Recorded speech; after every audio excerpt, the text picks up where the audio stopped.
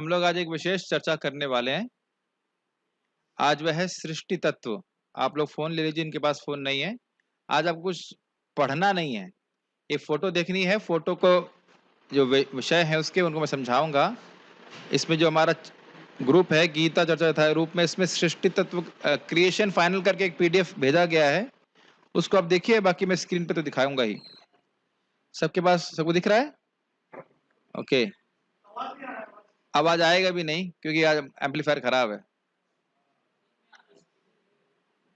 Speaker छोड़िए, अब कहाँ मिलेगा स्पीकर। ठीक, सुनाई तो पड़ रहा होगा ऐसे आवाज। इतना धीरे तो नहीं बोल रहा हूं मैं। ये आप लोगों को वापस से पढ़ना हो तो आप लोग कृपया सृष्टि के विभाग में श्लोक क्रमांक 15 से पढ़ सकते हैं। क्लास के बाद फिर से एक बार पढ़ लीजिएगा। इसको मैं पढ़ाने का उद्देश्य ये है, कई बार भगवत गीता में या श्रीमद् भागवत में क्लासेस में विषय आते रहते हैं, प्रधान महतत्व ये वो। अभी प्रथम स्कंद की शुरुआत में जब मैं क्लास दी उसमें कई बार महतत्व का वर्णन आया, प्रधान का वर्णन आया, तो सब उसकी धारणा नहीं हो पाती, तो बुद्धि प्रवेश नहीं करती उसमें। तो इसलिए थोड़ा थोड़ा बताने का प्रयास करेंगे। प्रभुपाद जी का भागवत है, तीसरा स्कंद, अध्याय 10, श्लोक क्रमांक 15। उसमें एक सृष्टि के तत्व को पढ़ने का प्रयास करेंगे। ठीक है, ओके। अब आप लोगों को यहाँ पे कुछ चार्ट खोलना होगा जो आपके पास है। चार्ट दिख रहा है आप लोगों को, और उसमें नंबरिंग की गई है 1 2 3 4 5 6 ऐसे करके। और वो जो नंबरिंग है वह श्लोक क्रमांक 15 जो है तीसरा अध्याय के 10 में, सॉरी तीसरा स्कंद 10वां अध्याय 15 से नंबरिंग शुरू हो जाएगी। पहली सृष्टि इसकी, दूसरी सृष्टि इसकी, ऐसे ऐसे करके आपको सीखना है। तो हम लोग अब पढ़ते हैं और पढ़ते हुए समझने का प्रयास करेंगे। कहाँ गया? यस। तो सृष्टि तत्व में 9 प्रकार के सृजन हैं, और इसमें सबसे पहला जो सृजन है वो होता है महातत्व का सृजन। आप इस चार्ट में देख सकते हो 2 प्रकार की सृष्टि का वर्णन है, एक्चुअली 3 प्रकार की। साउंड कम नहीं, साउंड है नहीं। साउंड आपको केवल तो फैन थोड़ा कम कर सकते हो, सुनाई पड़ेगा। एम्पलीफायर खराब चल रहा है। मेरी आवाज लास्ट तक जा रही है? थोड़ा फैन कम करना पड़ेगा। अब मैं चिल्ला तो नहीं सकता यहाँ से। ओ चल गए, आपके हाथ में तो जादू है। ठीक है, कुछ तो किया है। किसी ने सफाई करी है, सफाई करते समय ध्यान रखें कि इसका डिस्टर्ब न करें। चलिए कोई नहीं, आगे सुनिए। सृष्टि तत्व, सृष्टि तत्व में आप 3 प्रकार की सृष्टि को देख रहे हैं यहाँ पे। क्या है? माया सृष्टि दिख रहा है आपको, डार्क ब्लू स्पॉट में माया सृष्टि है, यानी माया के द्वारा सृष्टि। उभय सृष्टि मतलब दोनों प्रकार की सृष्टि, और वैराज सृष्टि मतलब ब्रह्मा जी की सृष्टि जो ब्रह्मा जी के द्वारा होती है। तो माया की सृष्टि में प्रकृति के मतलब इस जगत के तत्वों का, इंग्रेडिएंट्स का निर्माण होता है। अब माया सृष्टि में जो चीज नहीं दिखाई गई है वो है प्रधान। माया के 3 भाग हैं, प्रधान, विद्या और अविद्या। जो प्रधान में सृष्टि होती है वह वास्तविक सृष्टि होती है, और जो अविद्या में सृष्टि होती है वह झूठी सृष्टि होती है। अविद्या की सृष्टि है अविद्या, अस्मिता, राग, द्वेष, अभिनिवेश। इसको हम समझाएंगे, ये सब झूठा है, उसकी आवश्यकता है। तो वह जो सृष्टि है वह आपको पॉइंट नंबर 6 में दिख रही है, उसे कहते हैं अज्ञान। माया की ही सृष्टि है लेकिन वह अविद्या के द्वारा होती है, तो उसे कहते हैं अज्ञान। तो उसकी वर्णन अभी हम आगे करेंगे।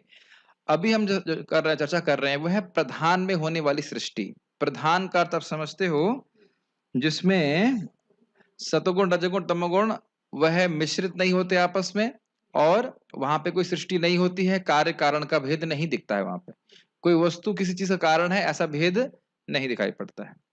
तो अब उस प्रधान से, जब इस प्रधान में भगवान दृष्टिपात करते हैं, भगवान मतलब भगवान महाविष्णु, तो उसमें वह अपनी काल शक्ति को डालते हैं, बद्ध जीवों को डालते हैं, उनके कर्मों को डालते हैं, उनके स्वभाव को डालते हैं, इस प्रकार से मिक्स कर देते हैं। तो मिक्सिंग के द्वारा बनता है महतत्व। महतत्व की सृष्टि हो गई पहली सृष्टि।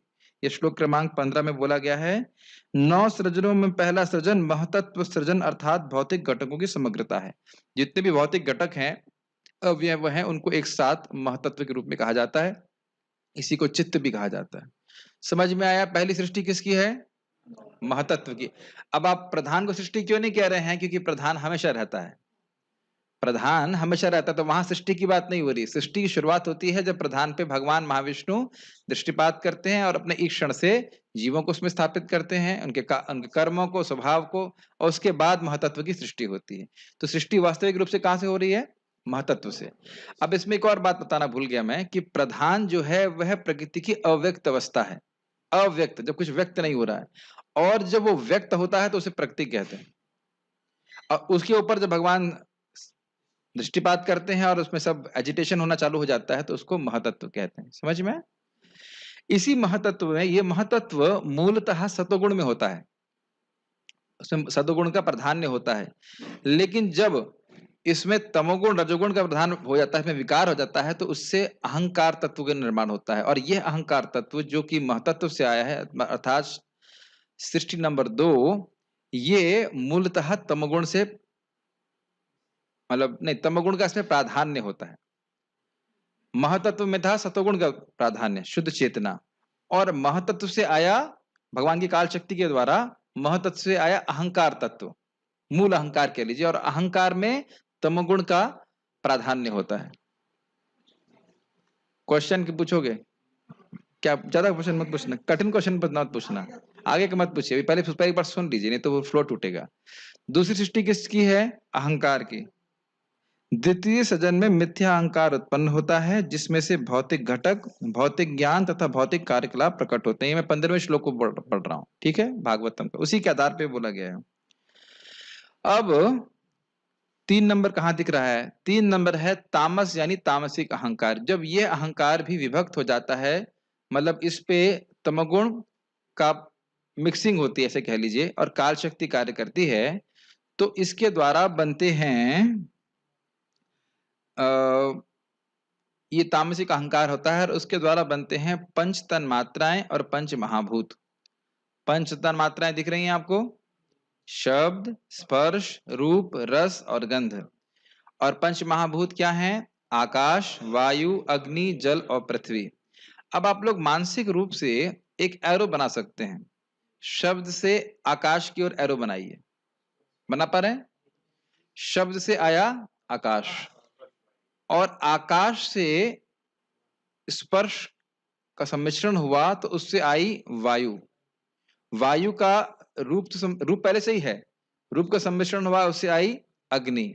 अग्नि से रस का सम्मिश्रण हुआ तो उससे आया जल, और जल से गंध, और गंध से पृथ्वी आई। समझ रहे हैं? और यह भी ध्यान देना होगा कि पृथ्वी में गंध, रस, रूप, स्पर्श और शब्द पांचों हैं। जल में रस, रूप, स्पर्श और शब्द 4 हैं। अग्नि में रूप, स्पर्श और शब्द हैं। वायु में स्पर्श और शब्द हैं, और आकाश में शब्द है। ये गुण है। पूरा सृष्टि के आपको मास्टर नहीं बना सकते, क्योंकि मैं खुद भी मास्टर नहीं हूं, लेकिन थोड़ा थोड़ा आइडिया दे रहे हैं, ताकि जब भी भगवत गीता में आए तो आपको समझ में आएगा तामसिक अहंकार का अर्थ क्या है। ठीक है, तो यही बात बोली जा रही है कि तृतीय सृजन में इनके तत्व उत्पन्न होते हैं, इंद्रियों के विषय, और इनसे तत्व उत्पन्न होते हैं। इंद्रिय के विषय क्या है? पंच तन मात्राएं, और उनसे ही पंच महाभूत इत्यादि की सृष्टि हो रही है। ये क्लियर है?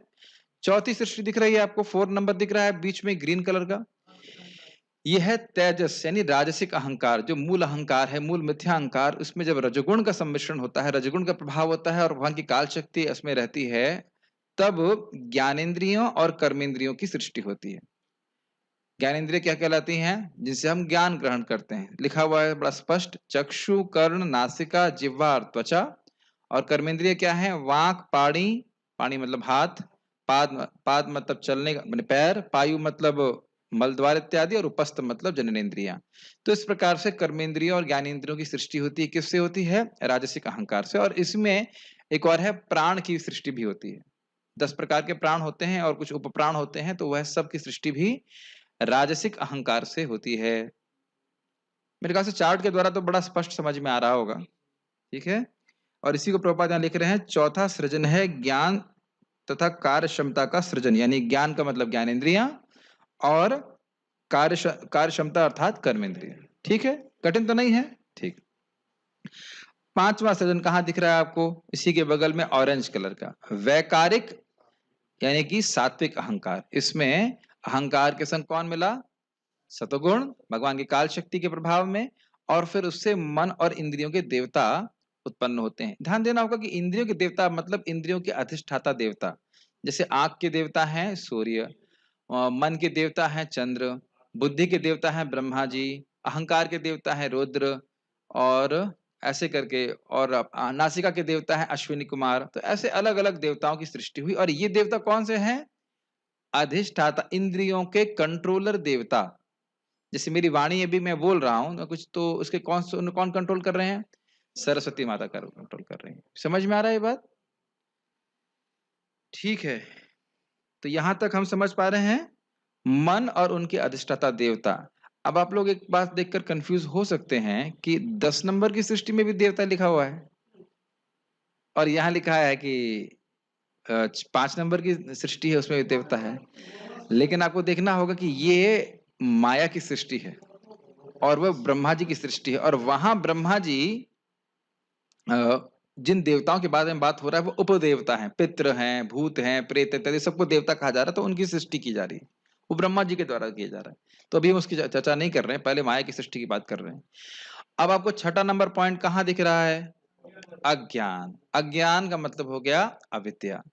अब देखिए, ये सारी चीजों की सृष्टि हो भी जाए, मन भी हो जाए, इंद्रिय भी हो जाए, देवता भी आ गए, लेकिन जब तक जीव को ये अभिमान नहीं हो कि ये शरीर है, तब तक भोग की प्रक्रिया शुरू ही नहीं होगी। आप आश्चर्य नहीं करते हो कि जब मोटरसाइकिल खराब है तो आपको मालूम चल जाता है मोटरसाइकिल खराब है, लेकिन यह नहीं सोचते कि मैं खराब हूं? सोचते हैं? जिस प्रकार से हमारा मोटरसाइकिल से कोई संबंध नहीं है, उसी प्रकार से हमारा इस शरीर से भी कोई संबंध नहीं है। ये मानते हैं ना, एटलीस्ट सिद्धांतिक रूप से तो मानते हैं। लेकिन फिर भी इस शरीर के सुख दुख या कष्ट को हम, परिवर्तनों को, विकारों को हम अपना सुख दुख मानते हैं। कल पढ़ा था ना, इच्छा द्वेष सुखम दुखम, और उसके बाद जन्म मृत्यु जरा व्याधि, सॉरी हाँ ये भी तो है विकार, उसके बाद वृद्धि, ये सब, इन सबको हम अपना मानते हैं। इसीलिए बर्थडे मनाना तो कम से कम बंद करना चाहिए। अगर थोड़ा भी भगवत गीता समझ रहे हैं, भागवत समझ रहे हैं, तो बर्थडे मनाना बंद कर देना चाहिए अपना, एटलीस्ट। और ये भी एक बहुत बड़ा झूठ है, मैं जब खैर शिक्षा नहीं देना चाहता हूँ, लेकिन चलिए वापस टॉपिक पे आ जाएंगे। हम खाली बात कर रहे थे कि अविद्या के द्वारा हम इस प्रकार से अपने को पहचान करते हैं। तो ये अविद्या जरूरी है कि नहीं? जरूरी है। अगर आपको भोग नहीं, आपको भोग करवाना है तो जरूरी है। तो यह अविद्या माया की अविद्या शक्ति से ही सृष्ट हो रहा है अज्ञान। वो हमेशा रहता है। माया के 3 भाग बताए थे ना, प्रधान, अविद्या और विद्या। इसको समझ लेना चाहिए। प्रधान तो आप समझ रहे हैं, भौतिक भौतिक वस्तुओं का भंडार कह लीजिए, ठीक है, सामान्य शब्दों में कहें। और अविद्या शक्ति के द्वारा क्या होता है? अविद्या, अस्मिता, राग, द्वेष और अभिनिवेश, इनको भी हम समझते हुए चलते हैं। अविद्या के 2 फंक्शन होते हैं, एक होता है आवरणात्मिक और दूसरा होता है विक्षेपात्मिक। क्या होते हैं? आवरणात्मिक और विक्षेपात्मिक। आवरणात्मिका से क्या होता है? हमारा स्वरूप ढक जाता है, जो हम भगवान के दास हैं वो बात हम भूल जाते हैं। और विक्षेपात्मिका मतलब जो हम नहीं हैं, अर्थात वे शरीर हैं, शरीर जो है उसको मैं मानने लगते हैं। ये हो गया पहला फंक्शन अविद्या का। ठीक है। अस्मिता मतलब अपने स्वरूप का पूर्ण रूप से अज्ञान, बिल्कुल भूले रहता है व्यक्ति। और उसके बाद राग और द्वेष, जब व्यक्ति यह सोच, अस्मिता ठीक बोल रहा हूं है ना?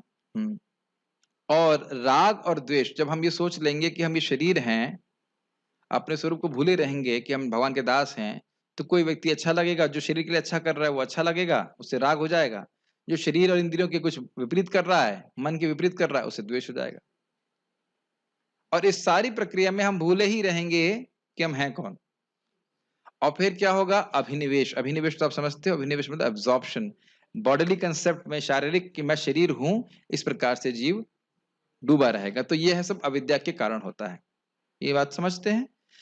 और विद्या शक्ति क्या है? माया की विद्या शक्ति वे है जिसके द्वारा अविद्या निवृत्त हो जाती है। तो आप ये देख सकते हो कि प्रधान की जो सृष्टि है वह सत्य है। सत्य से मेरा मतलब है सचमुच हो रही सृष्टि।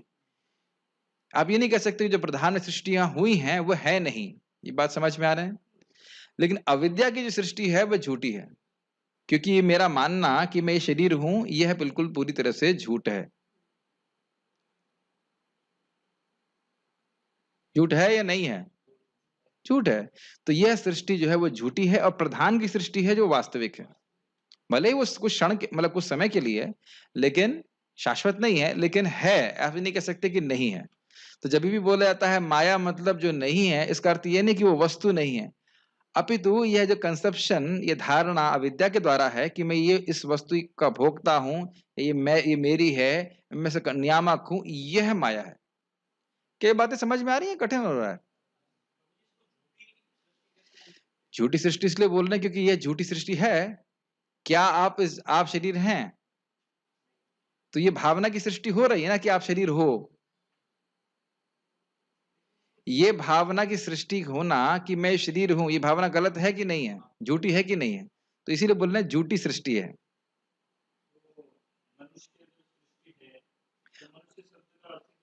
नहीं, मनुष्य सृष्टि नहीं। मनुष्य सृष्टि मतलब ये प्रधान की सृष्टि हो रही है। प्रधान में जो सृष्टियां हो रही है, मनुष्य रूपी शरीर जो बन रहे हैं, ये जो जगत बन रहा है वो हो रहा है। अविद्या का अर्थ ये है कि हम मान रहे हैं कि ये वस्तु हम हैं, वह चीज झूठ है। ये जो मानना है, मानने की ये मानना, ये धारणा भी तो कल्पित की जा रही है कि नहीं की जा रही? कल्पित का मतलब है इसकी सृष्टि की जा रही है कि नहीं की जा रही है?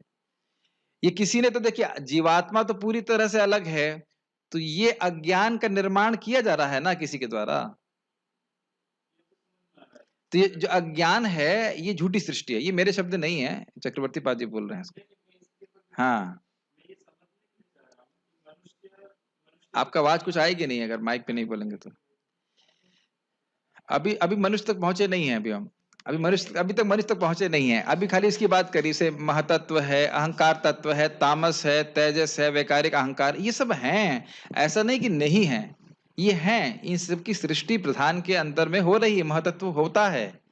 लेकिन यह सोचना कि मैं ये शरीर हूं, ये झूठी सृष्टि है।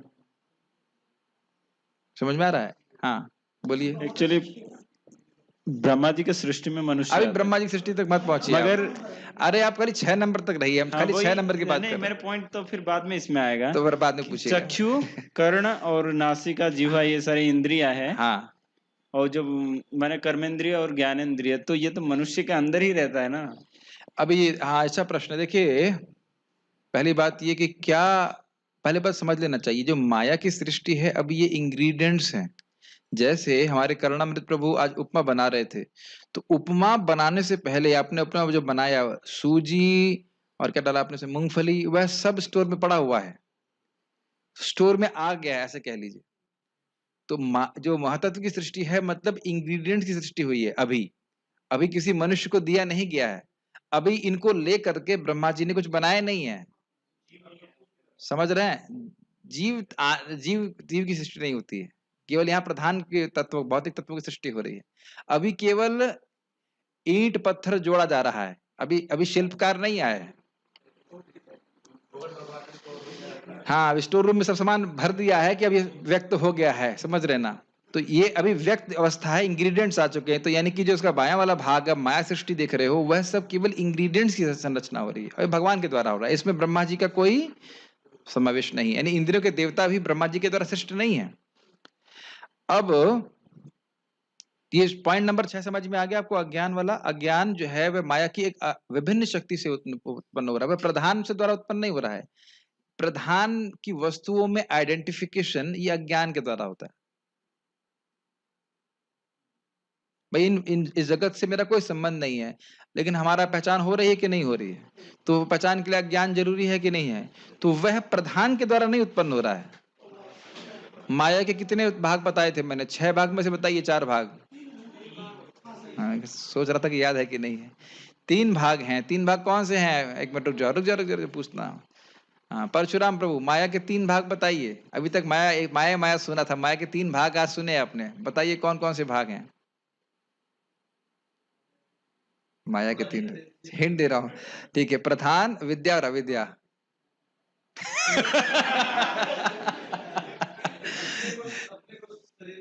हाँ, ये तो आप सही कह रहे हो, अपने को शरीर मानना ही है। तो अब माया के 3 भाग हैं, प्रधान, विद्या और अविद्या। ठीक है। प्रधान मतलब ये भौतिक तत्वों का स्टोर हाउस जिसके द्वारा पूरा जगत सृष्ट होता है। और अविद्या मतलब वह शक्ति जो जीव को अंदर यह पहचान उत्पन्न कर देती है, यह भावना उत्पन्न कर देती है कि वह उन भौतिक वस्तुओं से अपनी पहचान करने लगता है। समझ में आ रहा है बात? और विद्या शक्ति के द्वारा वह इस भावना से निवृत्त हो जाता है कि मैं ये शरीर हूं, इस भावना से निवृत्त हो जाता है। ये इस प्रकार से होता है। ये तीनों माया की ही वृत्तियां हैं, वृत्तियां नहीं, शक्तियां हैं, भाग कह सकते हैं। नहीं समझ में आ रहा? ना समझ में आया मुझे क्या करना? अब समझ में नहीं आ रहा तो क्या कर सकते हो? इसको यथावत प्रस्तुत करना पड़ेगा। थोड़ा दिमाग लगाइए कि हाँ क्या बोल रहे हैं, क्या बोल रहे हैं, तो फिर हमारा समझ में आएगा। कहां तक पहुंच गए हम लोग? इसमें लिखा है छठा सृजन जीव के अज्ञानतापूर्ण अंधकार का है, जिससे स्वामी मूर्ख की तरह कार्य करता है। ठीक है। जीव स्वामी है, कह सकते हैं श्रेष्ठ है प्रकृति से, लेकिन प्रकृति को सोच रहा है कि मैं ही प्रकृति हूं, मैं ही शरीर हूं, तो फिर भोग में लगा हुआ मूर्ख कार्य कर रहा है। ठीक है, स्पष्ट है। उपर्युक्त समस्त सृष्टियां, दैट मीन्स पॉइंट नंबर 6 तक श्री भगवान की बहिरंगी शक्ति की प्राकृतिक सृष्टियां हैं। ये सब माया की सृष्टि है। ये समझ में है? अब मुझसे मुझसे का मतलब जो भी बोल रहे हैं, उन ब्रह्मा के द्वारा की गई सृष्टियों के विषय में सुनो, जो रजोगुण के अवतार हैं और सजन के मामले में जिनका मस्तिष्क श्री भगवान जैसा ही है। तो अब हम लोग वैराज सृष्टि की बात करेंगे। वैराज सृष्टि कहाँ दिख रहा है आपको? बाएं तरफ कि ऊपर की तरफ? दाएं तरफ, कम से कम दिख तो रहा है आप लोग। ठीक है। तो वैराज सृष्टि का अर्थ क्या है? यह सृष्टि ब्रह्मा जी के द्वारा हो रही है। जैसे एक मिस्त्री, राजमिस्त्री आप समझते हो, वो ईंट सीमेंट बालू इत्यादि लेकर के उनको सान सान करके और ईंट लगा लगा के घर बनाता है। क्या वह ईंट बनाता है? क्या वो बालू बनाता है? क्या सीमेंट बनाता है? वह तीनों वस्तुएं नहीं बनाता है। तो वह तीनों वस्तुओं को आप किससे उपमा दे सकते हो? माया के द्वारा सृष्ट वस्तुओं से, पंच तन्मात्राएं, पंच महाभूत, ज्ञानेन्द्रियां, कर्मेंद्रिय इत्यादि इत्यादि। तो ब्रह्मा जी क्या करते हैं? ब्रह्मा जी 4 प्रकार की सृष्टि करते हैं। स्थावर, एक्चुअली 2 प्रकार की सृष्टि करते हैं, स्थावर और जंगम। स्थावर मतलब स्थिर, जंगम मतलब चलने वाले। अब उस जंगम को भी आप 3 भाग में बांट दीजिए, तिर्यक, मनुष्य और देवता। तो 7वीं सृष्टि कौन सी है? स्थावर कीजिए, वृक्ष और पर्वत इत्यादि। ठीक है। वृक्ष बोलते हैं कि वृक्ष बोलते हैं? वृक्ष बोलते हैं। ठीक है। वृक्ष और पर्वत इत्यादि चलते नहीं है, उनकी चेतना सबसे न्यूनतम है। उसके बाद उनसे उच्चतर चेतना है तिर्यक। तिर्यक मतलब हो गया कीट पतंग पशु पक्षी। तो बहुत आसान है, मुश्किल नहीं है। और उनसे श्रेष्ठ चेतना वाले कौन हुए? मनुष्य। मनुष्य और, चलो एक बेसिक क्वेश्चन, मनुष्य और जानवर में क्या अंतर है? ओके साहिल रो, माइक दीजिए। New devotees, new question, new answers. हाँ, प्रयास कीजिए। यस, अंतर क्या है? अंतर ये है प्रभु जी कि मतलब वो हम भक्ति कर सकते हैं, वो भक्ति नहीं कर चलिए सकते। ठीक है, ये बात समझ में आ गया। मोटी मोटी बातें, हम लोग तपस्या कर सकते हैं, अपना हित सोच सकते हैं, वह नहीं सोच सकते। सही उत्तर है। और समानता आप जानते हैं, आहार, निद्रा, भय और मैथुन। ठीक है। और मनुष्य से श्रेष्ठ हैं देवता। अब देवता का अर्थ क्या हो गया? भूत प्रेत। और देवता का अर्थ हो गया अन्य देवता, जो अधिष्ठाता देवता है, उनके अलावा भी जितने देवता है उन सबकी सृष्टि ब्रह्मा जी ने करी। तो इस प्रकार से हमारा सृष्टि समाप्त। अब आप जाइए, प्रसाद पाइए, कोई दिक्कत नहीं है। ये सब श्रेष्ठ हैं। देखिए भाई, हम नहीं बोल रहे हैं, हम रुक जाइए। भागवत का है, देवताओं का सृजन इस 8 प्रकार का है। देवता, पितरगण, असुरगण, गंधर्व तथा अप्सराएं या देवदूत, यक्ष तथा राक्षस, सिद्ध चारण तथा विद्याधर, भूत प्रेत तथा पिशाच, किन्नर इत्यादि। ये सब जो हैं ब्रह्मा जी के द्वारा सृष्ट हुए हैं। तो इस प्रकार से हमने सृष्टि तत्व को सुना। अब इस संबंध में कोई किसी का प्रश्न है तो हम ले सकते हैं। कोई प्रश्न नहीं है? ओके, आकाश तत्व प्रश्न करेंगे। आकाश से कुछ प्रश्न आएगा? यस, माइक पे बताइए या आप बोलिए, मैं रिपीट कर दूंगा। हाँ, ओ, माया सृष्टि में जितने भी तत्व आए हैं वह किसके द्वारा बनाए गए हैं? यूज किसके द्वारा किया जाएगा? अच्छा प्रश्न है। अभी ब्रह्मा जी इसका उपयोग करके विभिन्न शरीरों को बनाएंगे, यानी स्थावर बनाते हैं, ऐसे कहना चाहिए। स्थावर और तिर्यक मतलब जानवर, और मनुष्य, देवता इत्यादि। तो ये सारे लोग इन्हीं तत्वों का उपयोग करके विभिन्न कार्य कर रहे हैं और भोगों में प्रवृत्त हो रहे हैं। और आप जानते हो कि इसके द्वारा ही अपने अगर शरीर का उपयोग ठीक से करते हैं तो मुक्त भी हो जाएंगे इन्हीं तत्वों का उपयोग करके। जैसे अभी हम लोग हरे कृष्ण करते हैं तो शब्द का उपयोग कर रहे हैं, तो एग्जाम्पल है। और इसी तरह से और अन्य तत्वों का उपयोग करके उसमें रहते हुए कर्मेंद्रियों ज्ञानेंद्रियों को भगवान की सेवा में लगा करके व्यक्ति मुक्त हो जाता है।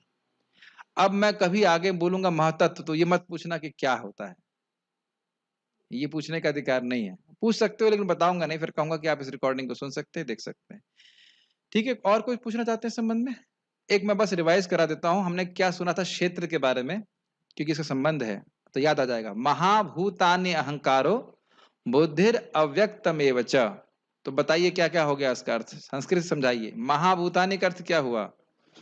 पंच महाभूत। ठीक है, महाभूतानि अहंकार, अहंकार दिख रहा है चैप्टर में, सॉरी चार्ट में।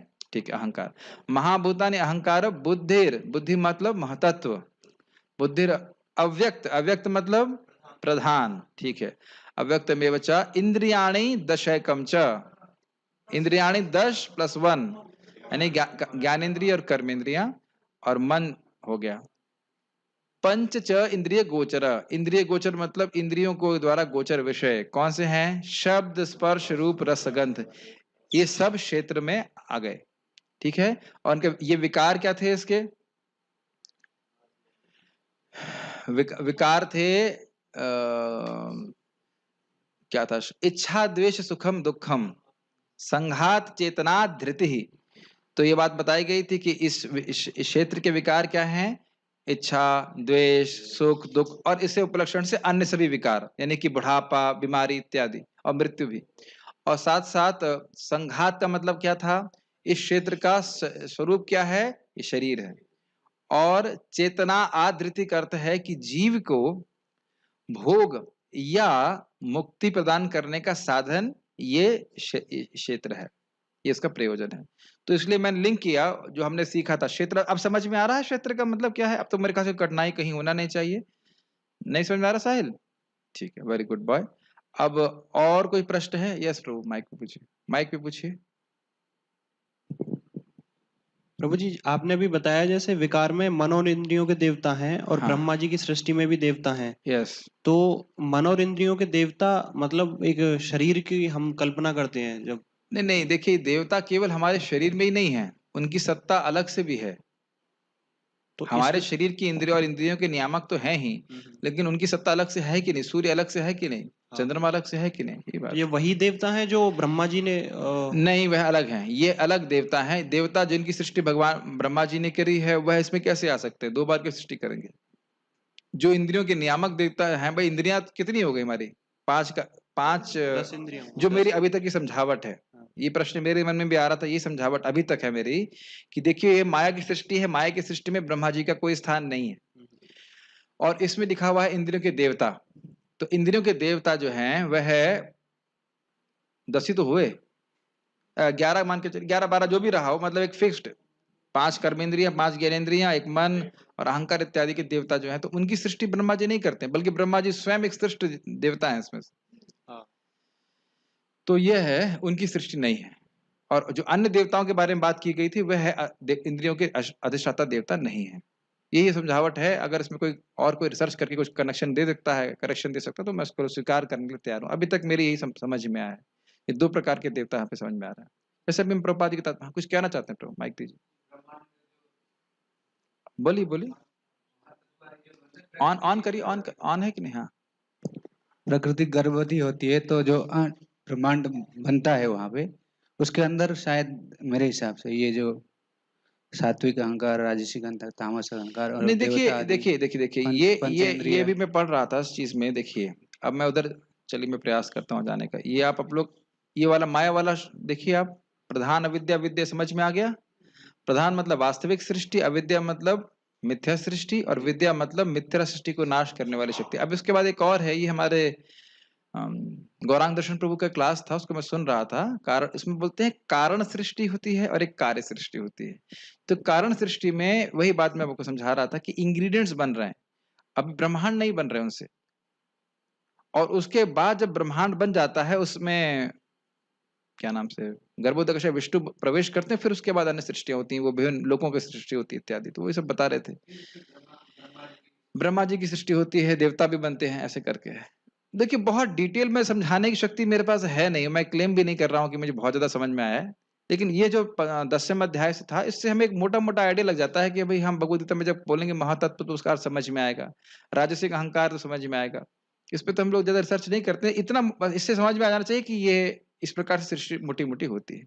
कोई और भक्त और अच्छे होंगे जिस पे कुछ बोले तो मैं तो स्वागत करूंगा उनका। ठीक है, और संबंध में यहाँ तक जितना बताया गया है उतना कोई प्रश्न कीजिए, इजी इजी प्रश्न कर सकते हैं तो ठीक है। ठीक है, तो फिर यहाँ रुकते हैं। एक मिनट देख लेता हूँ जूम पे किसी भक्त को कोई प्रश्न है। ओ आई बीन साइंड आउट ना, नो। ठीक है, कह रहे हैं 10 प्रकार के प्राण कौन कौन से हैं, थोड़ा विस्तार में बताइए।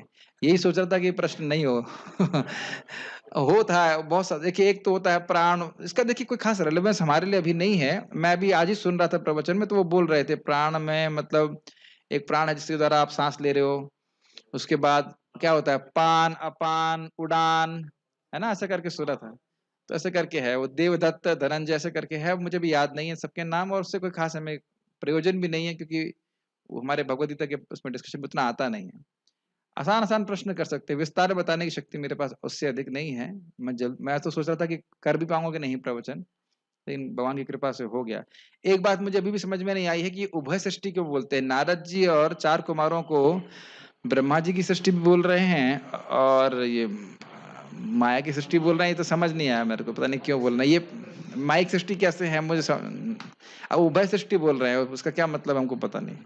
ठीक है, वो भगवद गीता में नहीं आएगा, इसलिए घबराने की जरूरत नहीं है। ठीक है, भगवद गीता के लायक ज्ञान हो गया कि नहीं हो गया? ठीक, बहुत बहुत धन्यवाद। हरे कृष्णा, श्रील प्रभुपाद की जय।